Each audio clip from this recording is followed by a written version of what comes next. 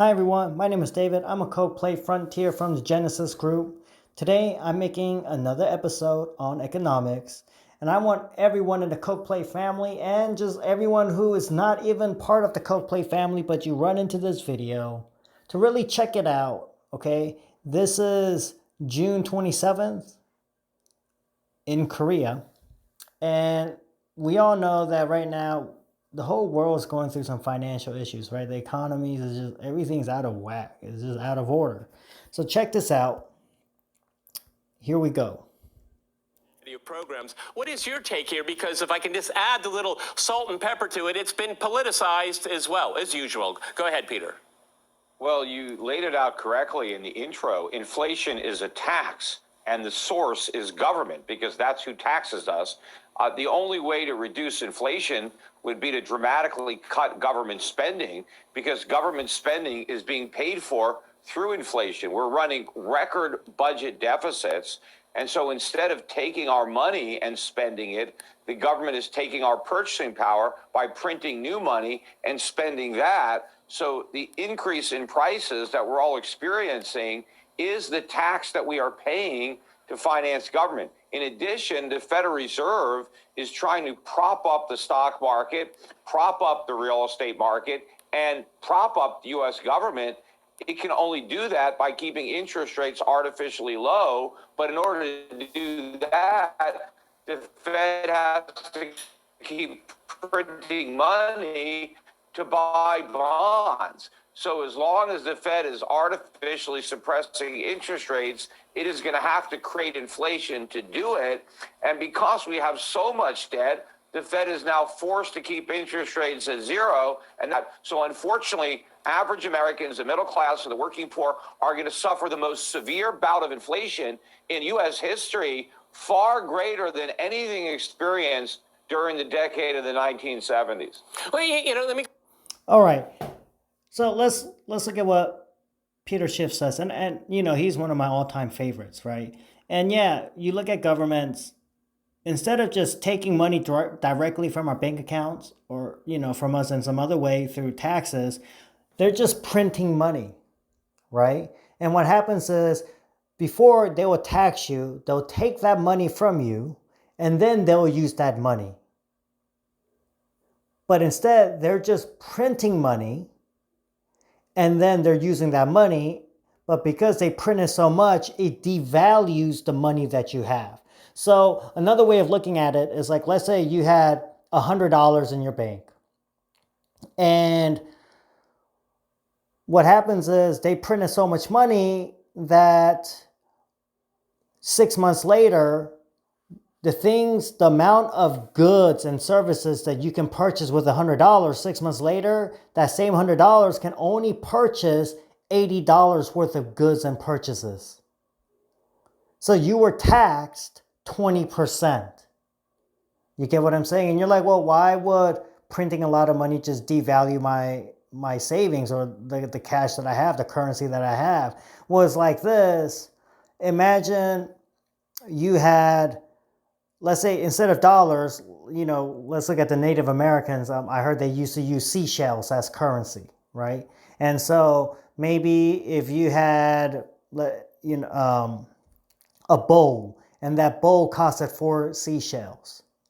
But now the government decided to make, 33 times more, or like 30% more seashells within 1 year than all the seashells that was ever made in the whole history of that Indian tribe.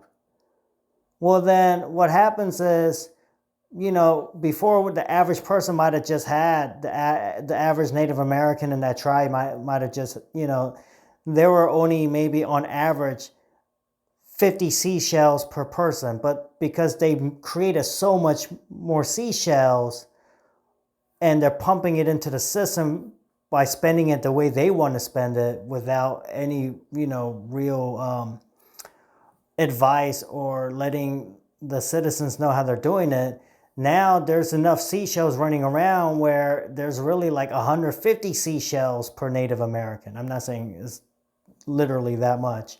Well, then that bowl will all of a sudden will go up in price because now people have so many seashells after the government flushed it out that the price of that bowl will now, instead of 4 seashells, is going to cost 6-7 seashells, and that's the tax, right? So imagine then if you saved 100 seashells thinking you're going to be able to purchase 100 seashells worth of products and services, but the government just flushed all that seashells in the system, and now it doesn't even buy 80 seashells worth of goods and services. You're pissed because now you're mad that you got taxed. That's how they taxed you. You lost purchasing power, right? They made the savers, the people saving money, into losers, right? Instead of taking money directly from you, they just printed so much, and later you have to pay it back in taxes while you have to pay inflation prices that, they tax you hard. You feel like you got taxed double. And that's what's going on. And you see that in America, but I mean, it's not just the States. You see it worldwide. Now I'm going to move forward. Let's go to about 6 minutes, 50 seconds in. All right. Responsible here, because it's just not over the last 14 months or so that we've seen increased huge injections here. We've seen a lot of really easy money for a long time now, and then it got supercharged. Go ahead, Peter. Yeah. Well, remember, the Federal Reserve is never responsible. So why should they change now? But remember, one of the other things the Fed is never is honest. Right? The Fed is all about spin. It's all about trying to. So if you recall, early in the mortgage crisis, when the subprime market blew up and the threat to the entire mortgage market was obvious, as was the threat to the economy, what did the Federal Reserve do? They came out and reassured everybody that there was nothing to worry about, that the subprime problems were contained. Why did they do that? Because they were hoping that by denying that the problem existed, maybe they could somehow will it out of existence and somehow get people to change their behavior in the face of what should have been an obvious crisis, and they were hoping to avert it. And I think they're doing the same thing now. The Fed has absolutely no ability to fight inflation. So why even acknowledge that it's a threat when you can't do anything about it? So the only thing the Fed can do is deny, lie to the markets, tell everybody that it's all temporary, and that explains their failure to act. But their real failure to act is because it's impossible. Because the only way to fight inflation is to turn off the monetary spigots, to raise interest rates of Card's economy that they've erected. We have a worse financial crisis than 2008. The government would be forced to slash spending dramatically. They may even have to default on the national debt. Who knows what would happen if the Fed actually fought inflation? So because they can't, they're just denying the problem. But there is absolutely no evidence to suggest what we're really experiencing is the beginning of a long overdue, huge increase in the cost of living, not only the result of the inflation that the Fed has created since the pandemic, but of all the inflation that we created before the pandemic that we've yet to deal with. All right, that's right. And once again, Peter Schiff makes a perfectly good case, right? If you look at America, you might hear the expression, they kick the can down the road, right? They know that really you need to stop spending money, tighten your belt, and raise the interest rates. And you got to let a market crash happen, right? Anybody who trade stocks or cryptocurrencies, they know when something gets overpriced, when it pumps too high, a retrace is actually really healthy. And that's what they actually want to see. But governments don't want to let their economies retrace. They want to just keep pumping more money into the market to get people happy. because they just want to, get the votes. And it's not just the states. Obviously, you see it in other countries worldwide. And this is why it's going to be a huge, worldwide issue, I think, in the future. And so it's like this. Let's say you max out your credit card. And instead of paying off your credit card, with money that you have in the bank or money that you earn, you just buy a credit card with a bigger limit. Or not, you sign up for a credit card with a bigger limit, and then you pay off the old credit card with the new one, and you max it out again because they had a bigger limit. And once again, instead of tightening your belt and paying it off with what you earn, you just get another credit card with even a bigger limit and pay that off the previous credit card and then max that out because you had a bigger limit.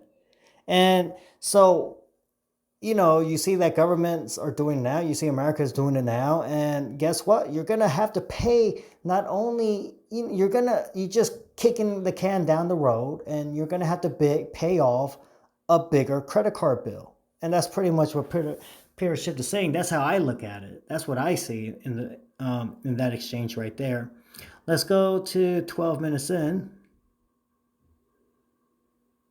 Me, but it's really a political problem at the end of the day, because a lot of promises have been made, promises are going to be made here.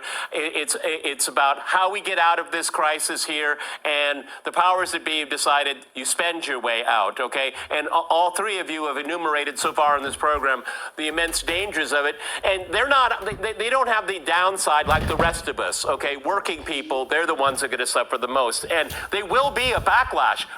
At least three of us here remember the 1970s and stagflation. Go ahead, Peter.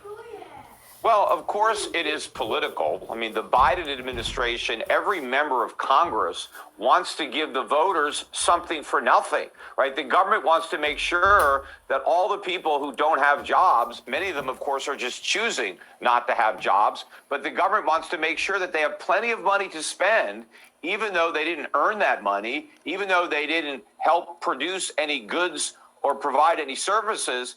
The government wants to give them money to buy goods and services. Well, where's the money coming from? They're not raising taxes. They're just spending the money. And so the money is being created. It's being conjured into existence by the Federal Reserve. But that is inflation. You see, every single dollar that the federal government spends, the American public has to cover the cost. And so if they're not going to take our money through taxation, they're going to take our purchasing power through inflation. And so they print all this money. The government spends the money, but the Federal Reserve prints the money, and it goes into the economy. And now, as non-productive, unemployed people go to buy stuff they didn't help produce, all that happens is the price goes up. And it's amazing that people don't understand, or they expect that we can have all this stimulus, all this government for free.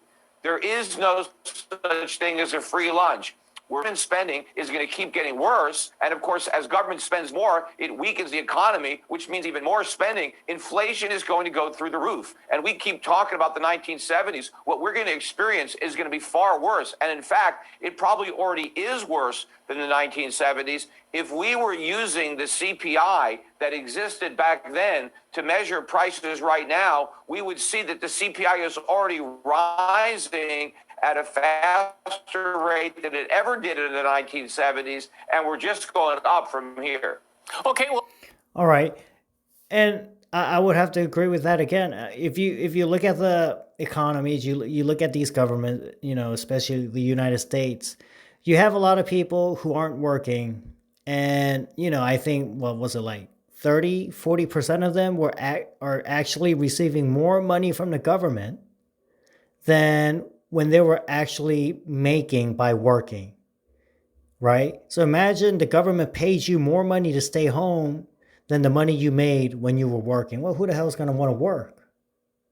Who's going to want to work? They're not producing anything. They're not making any products. They're not making any services, but they're out there just spending the money that they're receiving.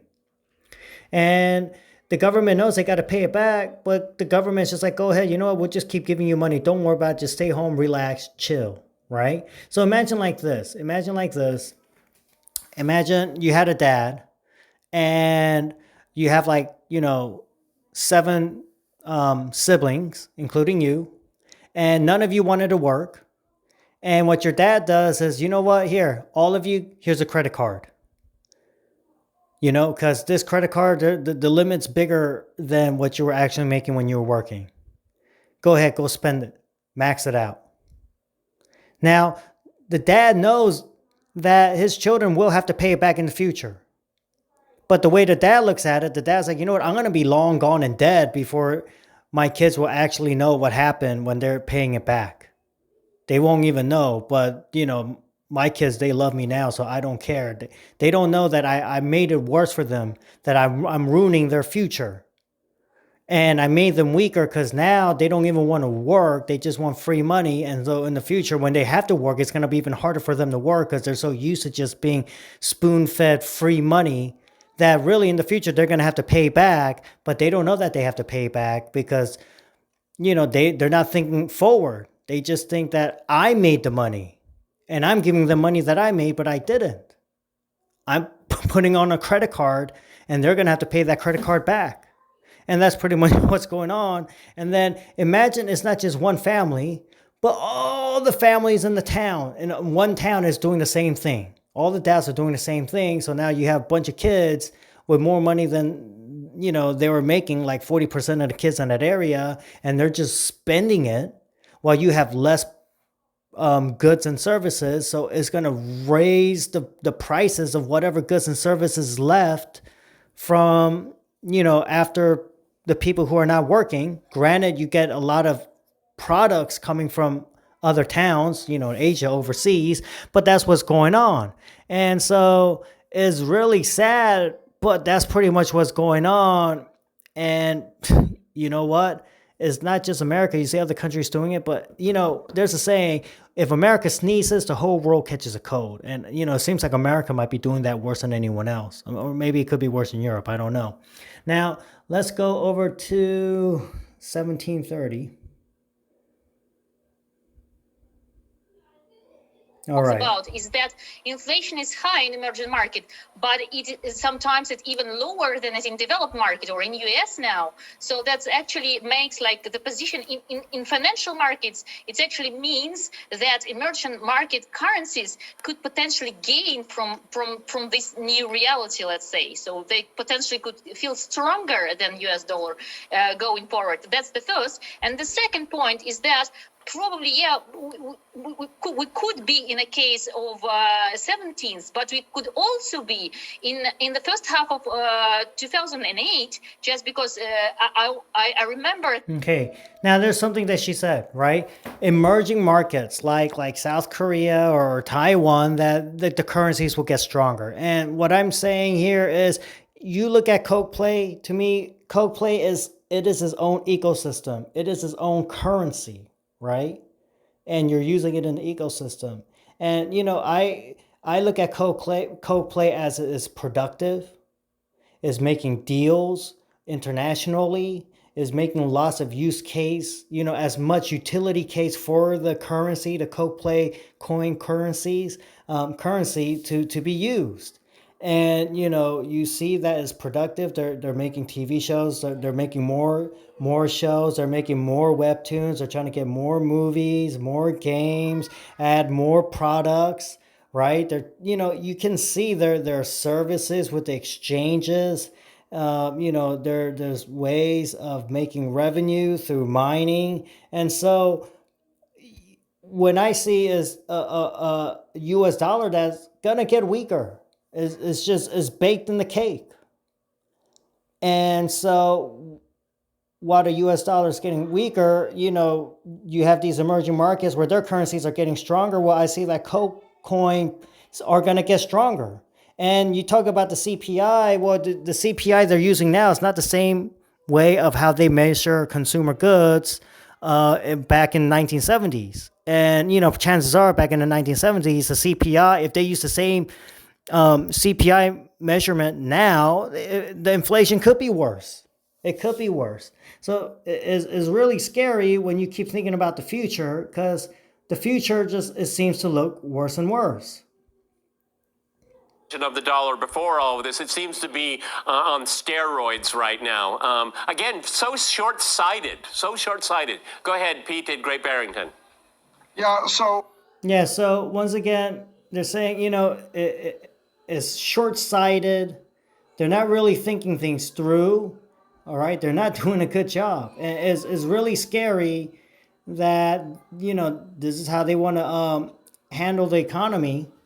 But I think this is the last part here. Economy and massive negative implications. Just look at the bond market.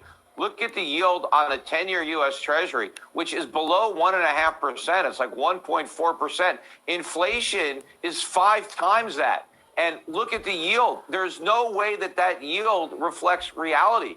It reflects fantasy, and everything is priced to fantasy. You have the extreme examples in meme stocks or cryptocurrencies, but the Fed has done tremendous damage, and there is no savior on the horizon that's going to do the right thing like Paul Volcker, because the consequences of doing the right thing are so horrific at this point that they're never going to be tried. But of course, the consequences of continuing to do the wrong thing are even more horrific, but that's what's going to happen because politicians don't give a damn about that. All they want to do is kick the can down the road as long as they can. They don't care if they make the problem worse, just so long as it blows up later rather than sooner. And that is what is going to happen. But I think on the emerging markets, they are going to finally be the big beneficiaries because we're going to print the dollar into oblivion. The dollar is going to crash. Yeah. And then what's going to happen is a lot of the goods that are being sent to the United States are no longer going to come to the United States. All right. So that's the thing, right? And the way we look at it, they are going to, politicians just kick the can down the road because they want to get the votes. They want to stay in power. And the way they look at it is by the time that, it's time to pay the bill, they'll be long gone. And some of them are so old, they just figure they'll be long gone and dead. Nobody can't do nothing to a person that's dead, right? So they just print everything to an oblivion. And if you have a bunch of dollars just floating around the world, well, the dollars are going to chase something, right? The people who have money in dollars, they consider it as an asset. Well, they're going to ditch the dollar and put their money somewhere else, right? If the money goes out of the stock market, it's going into another market. You get what I'm saying? You're just transferring that wealth to another industry, another market, somewhere else.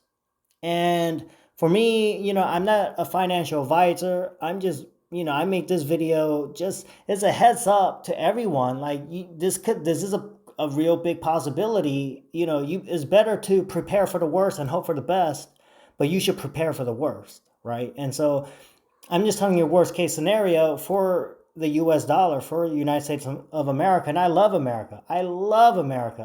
It breaks my heart to see this happening, but I see it happening.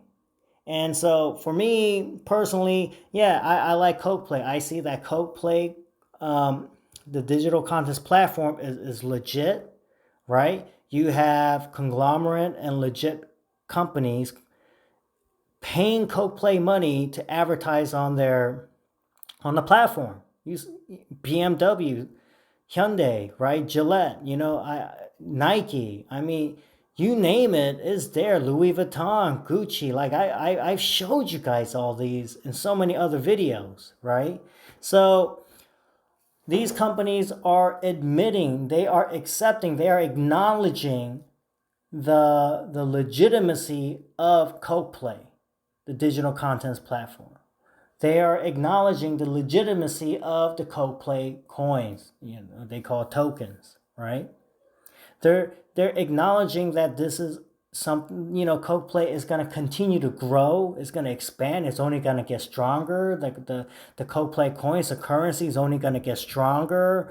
That there's going to be more development, more advancements. All right. You never know. Within 5-10 years, you're going to see a KOK Play version of Facebook, a KOK Play version of Kakao, all of that. You just don't be shocked. Don't be shocked.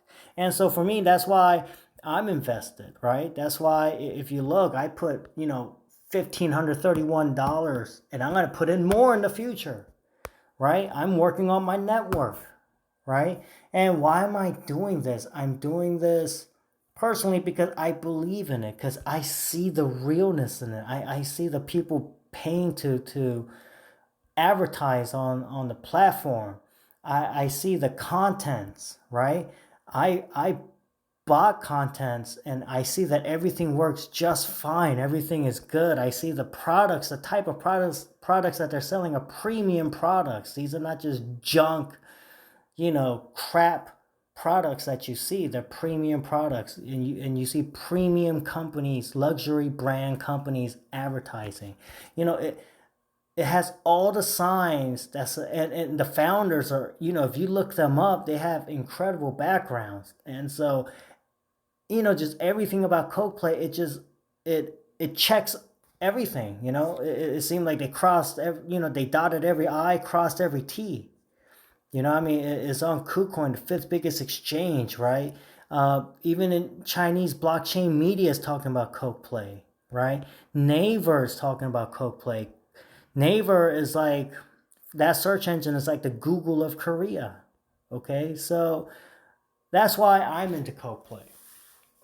Okay, and this is some major big economic news that everybody needs to really consider and think about. Now, if you're new, please do me a favor, hit the subscribe, hit the bell so you could be updated with new Coldplay news and economic episodes. Also hit the like, tell a friend, share it with a friend, share the link to a friend. And, go to go to Play Store. You could type KOK space PLAY, and then you're going to need an invite code. You can use my invite code. Join the Genesis family. I'm part of the Genesis family. QAABIRWL, QAABIRWL. We would love to have you. Okay, join the family. All right, everyone. That's it for this episode. Stay blessed. God bless, and KOK on.